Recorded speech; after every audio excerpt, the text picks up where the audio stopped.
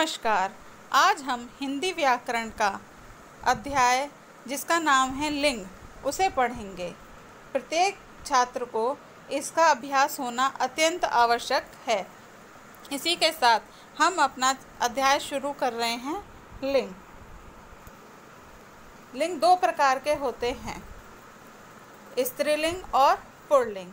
जैसे कि आपको यहाँ चित्र में दिखाई दे रहा है पुरुष जाति में जैसे हमने करा है अध्यापक और मुर्गा, और स्त्री जाति में हमने क्या करा है अध्यापिका और मुर्गी। तो पुल्लिंग में हुआ अध्यापक और स्त्रीलिंग में हुआ अध्यापिका, पुल्लिंग में हुआ मुर्गा और स्त्रीलिंग में हुआ मुर्गी। अब लिंग के दो प्रकार होते हैं, पहला पुल्लिंग और दूसरा स्त्रीलिंग। कितने प्रकार होते हैं लिंग के? दो प्रकार, पुल्लिंग और स्त्रीलिंग। अब हम पुल्लिंग का अध्ययन करेंगे। पुरुष जाति का बोध कराने वाले शब्द पुल्लिंग कहलाते हैं। परिभाषा का पर एक बार फिर से अध्ययन करेंगे। पुरुष जाति का बोध कराने वाले शब्द पुल्लिंग कहलाते हैं। जैसे कि आपको चित्र में दिख रहा है दादा, माली, कबूतर। ये हमारे दादा, माली, कबूतर ये कौन से इसमें आते हैं? पुल्लिंग में। अब है हमारा स्त्रीलिंग। स्त्री जाति का बोध कराने वाले शब्द स्त्रीलिंग कहलाते हैं। जो स्त्री जाति का बोध कराते हैं यानी स्त्री होने का बोध कराते हैं उन्हें हम स्त्रीलिंग कहते हैं। जैसे कि अब आपको चित्र में दिख रहा है दादी, मालिन और ये कबूतरी। तो दादा थे पुल्लिंग और स्त्रीलिंग हुई दादी, माली था पुल्लिंग और स्त्रीलिंग हुई मालिन, कबूतर था पुल्लिंग और स्त्रीलिंग हुई कबूतरी। अब आप और अन्य पुल्लिंग और स्त्रीलिंग के उदाहरण देखिए। मोर मोरनी, शेर शेरनी, ऊंट ऊँटनी, हाथी हथनी, घोड़ा घोड़ी, कटोरा कटोरी, बेटा बेटी, बच्चा बच्ची, चिड़ा चिड़िया, लेखक लेखिका, पाठक पाठिका, नायक नायिका, गायक गायिका, सेवक सेविका, अध्यापक अध्यापिका, शिक्षक शिक्षिका, सुनार सुनारिन, कुम्हार कुम्हारिन। ये पुल्लिंग और स्त्रीलिंग के उदाहरण हैं। अन्य भी देखिए पुल्लिंग और स्त्रीलिंग।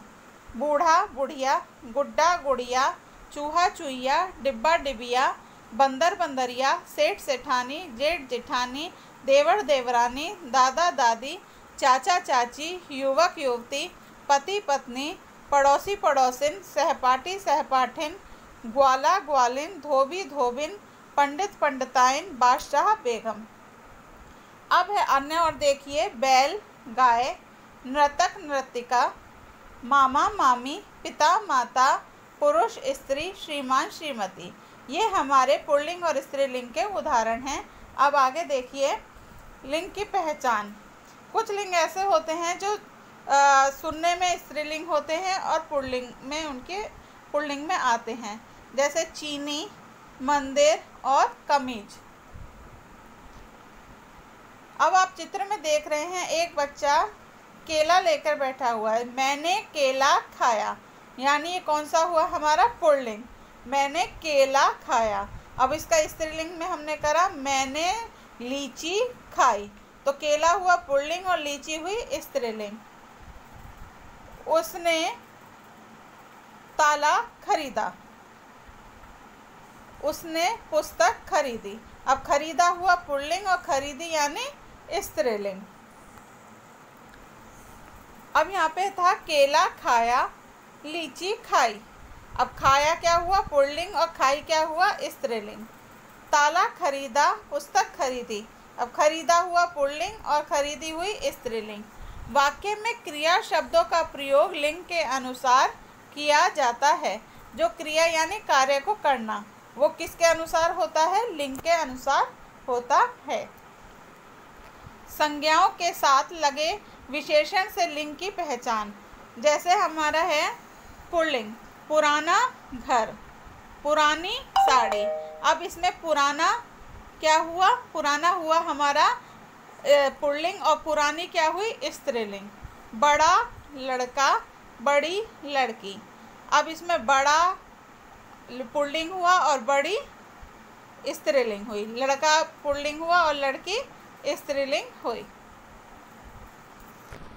अब है हमारा हमेशा पुल्लिंग में रहने वाले शब्द कौन से होते हैं जो स्त्रीलिंग में नहीं बदलते, हमेशा पुल्लिंग में रहते हैं। जैसे पर्वतों के नाम हिमालय, कैलाश, विंध्याचल आदि। फलों के नाम सेब, केला, आम, संतरा आदि।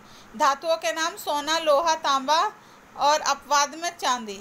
अनाजों के नाम गेहूं, चना, चावल, मक्का आदि। वृक्षों के नाम आम, नीम, पीपल, बरगद, अशोक आदि।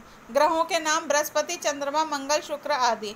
महीनों के नाम चैत से लेकर फागुन तक, माघ, अप्रैल, जून आदि। दिनों के नाम रवि, सोम, मंगल, बुध, बृहस्पति आदि। देशों के नाम भारत, अमेरिका, चीन, अफ्रीका आदि। नगरों के नाम कोलकाता, जयपुर, बेंगलोर, मथुरा आदि। ये कुछ शब्द ऐसे हैं जो हमेशा पुल्लिंग में ही रहते हैं। अब आप देखिए, ई अंत वाले शब्द ज़्यादातर स्त्रीलिंग के होते हैं। जो बड़ी ई होती है, जो जिसके अंत में लगती है, वो स्त्रीलिंग होते हैं। जैसे चिट्ठी, पृथ्वी, पढ़ाई, लिखाई, कटोरी, जलेबी। इनका प्रयोग स्त्रीलिंग में होता है जिनमें ई की मात्रा लगती है। हमेशा स्त्रीलिंग में रहने वाले शब्द कौन से हैं? नदियों के नाम जैसे गंगा, यमुना, सरस्वती, नर्मदा आदि। भाषाओं के नाम हिंदी, तमिल, मराठी, पंजाबी, उर्दू आदि। बोलियों के नाम भोजपुरी, अवधी, पहाड़ी आदि। तिथियों के नाम अमावस्या, पूर्णिमा, एकादशी आदि। ये ऐसे शब्द हैं जो सदैव स्त्रीलिंग में रहते हैं,